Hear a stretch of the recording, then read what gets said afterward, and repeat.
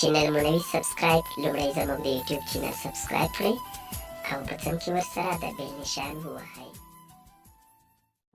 سلامونه مې ومنئ. خپل وطن ګل وطن چینل ته ښه راغلاست. مینوالو په دې امید چې روغ جوړ به وئ او د صحت کلي به مو په تن وي. ذبیح الله ایماني یم چې ستاسو په چوپړ کې له یوې نوې ویډیو سره راغلی یم. څنګه کولی شو چې له هیکرانو څخه ځان وژغورو.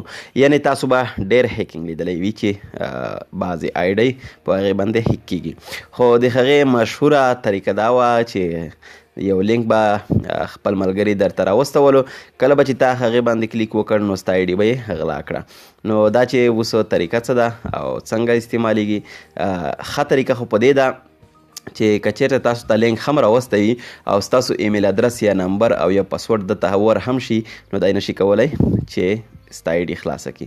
یعنې کله چې ته خپله هم آیډي خلاصوې نو ستا سیم کارت ته به یو میسیج درځي، هغه میسیج که ته اوکې کړې نو صحیح د آیډي به خلاصېږي، او که اوکې یې نه کړې نو ستا آیډي به بالکل نه خلاصېږي.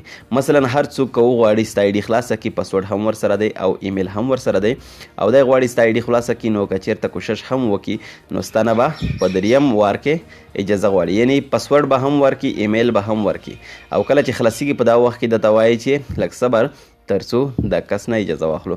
نو تا نه به اجازه اخلي تر څو د آیډي خلاصه شي یا نه، که چېرته غواړې خلاصېږي به، او که نه غواړې نه به خلاصېږي.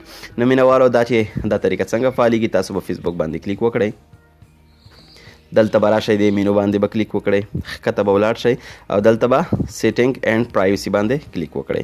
دلته به سیټینګ کلیک کړئ.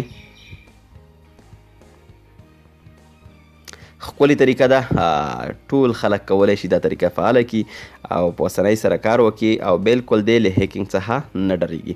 دلته به تاسو مینوالو سیکیورټي اینډ لوګینګ باندې کلیک وکړئ. کله مو چې دا کلیک کړ دلته به ښکته ولاړ شئ،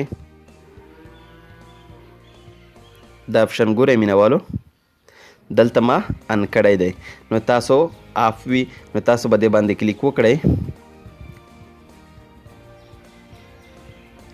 کله مو چې کلیک وکړ دلته یې ماته لیکلي ټرن آف، دا ګورئ ټرن آف، یعنې تاسو یې بندوئ، زه غواړم بند یې نه کړم. نو دلته به تاسو ټیکسټ میسیج باندې کلیک وکړئ،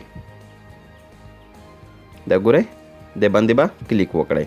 کله مو چې دا کلیک کړ نو دلته به تاسو نه د موبایل شمیره وغواړي، تاسو به هغه شمیره ورکئ او تاسو ته به یو میسیج درشي، دلته به همغه میسیج یا نمبر ورته داخل کړئ. کله مو چې داخل کړئ نو دا طریقه فعاله شوه. هر کله چې تاسو هم وغواړئ چې خپل آیډي خلاصه کړئ، نو کله چې تاسو ایمیل او پاسورډ ورکئ نو ضرور به دا پاسورډ هم ورکوئ. دا پاسورډ تاسو ته په موبایل شمیرې ته درځي، یعنې سیم کارت ته به درځي، نو تاسو به هغه میسیج ورکوئ او بیا به ستاسو شمېره خلاصېږي او بلکې ستاسو آیډي به خلاصېږي.